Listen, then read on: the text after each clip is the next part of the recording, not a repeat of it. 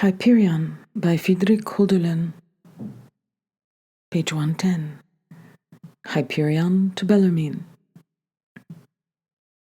And now the day of parting came. I had spent the whole morning up in Notara's garden, in the fresh winter air, among the evergreen cypresses and cedars. The great powers of youth supported me, and my premonition of suffering to come bore me higher, like a cloud, and our other friends and myself, to pass that last day together at her house. Their kind hearts had all rejoiced over me and Diotima, and the element of the divine in our love had not been lost on them, and now they were to bless my parting too. I went down. I found the dear girl at the hearth. She took it as a sacred priestly duty to attend to the housekeeping that day. She had put everything to rights, had beautified everything in the house, and no one was allowed to help her with it. She had gathered all the flowers that still remained in the garden. She had brought roses and fresh bunches of grapes, even at that late time of year. She recognized my footstep. As I approached, she came softly toward me. Her pale cheeks were aglow with the fire of the hearth, and her eyes, larger in her new seriousness, were bright with tears. She saw how overcome I was. "Go inside, my dear," she said. "Mother's there, and I will follow at once." I went in. There she sat, the noble woman, and held out her beautiful hand to me. "Are you come? Are you come, my son?" she cried. "I ought to be angry with you. You have taken my child from me, have talked me out of all common sense. Do just what you please and then go away, but forgive him, ye heavenly powers, if what he means to do is wrong, and if it is right, then be not slow to help the dear lad." I was going to speak, but just then Notara and our other friends came in, with Diotima behind them. We were silent for a while. We honored the grieving love that was in us all. We feared to presume upon it with words and arrogant thoughts. Finally, after a few desultory remarks, Diotima asked me to tell them something about Aegis and Cleomenes. I had often named those great souls with ardent respect, and had said that they were no less demigods than Prometheus, and their battle against Sparta's fate more heroic than any in the most illustrious myths. The genius of those men, I had said, was the sunset of the Greek day, as Theseus and Homer had been its dawn.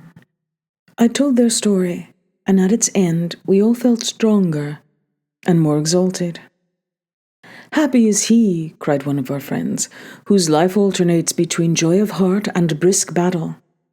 "Yes," cried another, "that is eternal youth, when enough powers are always in exercise and our whole selves are occupied in pleasure and work."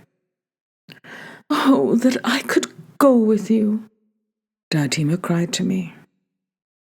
"Yet, it is fitting that you remain here, Diotima," said I. "The priestess may not leave the temple. You guard the sacred flame. In silence you guard the beautiful, that I may find it again in you." "You are right, of course. It is better," she said, and her voice trembled and the ether-blue eyes hid themselves in her handkerchief, that their tears, their despair, might not be seen.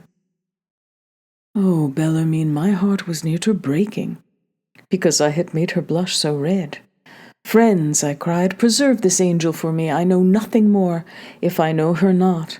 Oh, heavens, I dare not think for what I would be fit if I lost her." "Rest easy, Hyperion," Notara interrupted me. "Easy," I cried. "Oh, you good people, you can often give thought to how your garden will bloom, and how good your harvest will be, you can pray for your grapevine, and shall I part without concern from what alone my soul serves? No, good friend, cried Notora, deeply moved. No, I do not ask that you part from her without concern. No, by the divine innocence of your love, you have my blessing, be sure of that. You remind me, I cried quickly. She shall bless us, this dear mother. She shall bear witness for us with you all. Come, Diotima. Your mother shall bless our union, until the beautiful society for which we hope joins us in marriage. I went down on one knee, and she, wide-eyed, blushing, smiling, and festive, sank down at my side too. Long, I cried, O nature, has our life been at one with thee, and the world that is ours is divinely young, like thee and all thy gods, through the power of love. In the groves we wandered, Diotima continued, and were like thee. By thy springs we sat, and were like thee. There, over the mountains we went, with thy children the stars, like thee. When we were far from each other, I cried, when, like a whispering harp, our coming delight first sounded for us, when we found each other, when there was no more sleep for us, and all the tones in us awoke to the full harmony of life, divine nature, then were we ever like thee. And so now too, when we part and joy dies, we are like thee, full of sorrow, yet good. Therefore, a pure mouth shall bear witness for us that our love is holy and eternal as thou art. I bear witness to it, her mother said. We bear witness to it, cried the others. Now there was no word left for us to speak. I felt my heart beat its highest. I felt ripe for departure. Now I will go, my loved ones, I said, and life vanished from every face.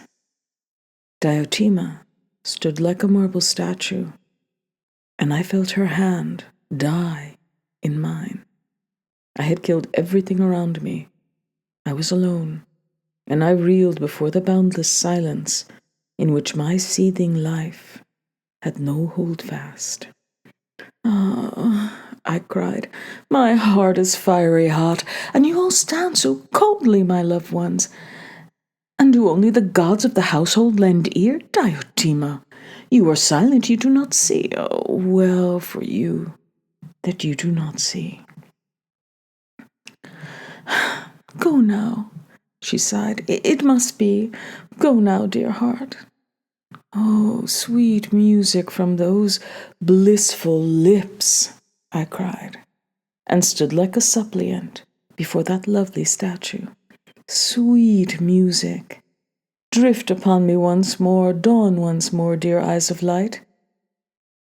Speak not so, beloved, she cried. Speak to me more seriously, speak to me with more heart. I wanted to restrain myself, but I was in a dream. Alas, I cried, it is no parting from which there is a return. You will kill her, cried Notara. See how gentle she is, and you are so beside yourself. I looked at her, and tears poured from my burning eyes. Farewell then, Diotima, I cried. Heaven of my love, farewell. Let us be strong, dear friends, dear mother. I gave you joy and sorrow. Farewell, farewell. I staggered away. Diotima alone followed me. Evening had come, and the stars were rising in the sky. We stopped and stood below the house. There was an eternity within us, above us, delicate as the ether. Diotima embraced me. Silly, what is parting? She whispered mysteriously, with the smile of an immortal. I feel differently now, too, I said. I do not know which of the two is a dream, my grief, or my happiness? Both are, she answered, and both are good. Perfect one, I cried. I speak as you do. Let us know each other by the starry sky. Let that be the sign between me and you, so long as our lips are dumb. So be it, she said, with a lingering tone that I had never heard before. It was her last. Her image vanished from me in the twilight, and I do not know if it was really she. When I turned back for the last time and the fading figure hovered before my eyes a moment longer, and then died into the night. Hyperion to Bellarmine. Why do I recount my grief to you, renew it, and stir up my restless youth in me again? Is it not enough to have travelled once through mortality? Why do I not remain still in the peace of my spirit? It is, my Bellarmine, because every living breath that we draw remains dear to our heart, because all the transformations of pure nature are part of her beauty too.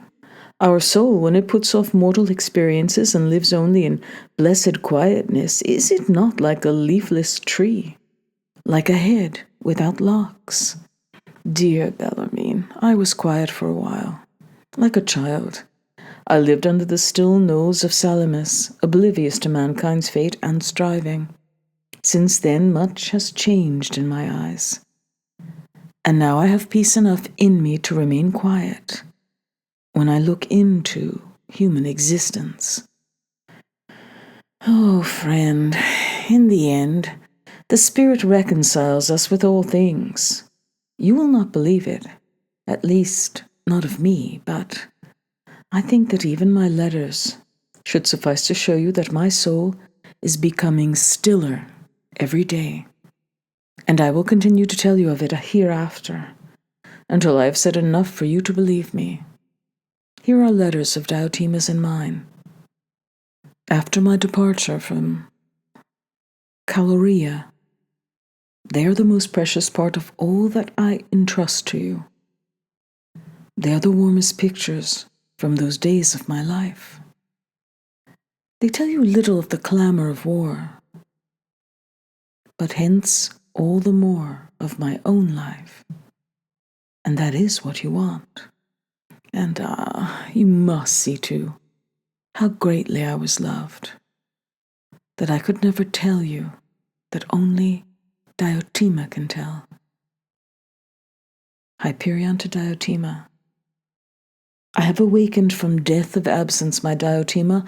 My spirit arises strengthened as from sleep. I write to you from a summit in the mountains of Epidaurus. There, far in the distance, your island looms faintly. Diotima, out there my stadium, where I must conquer or fall.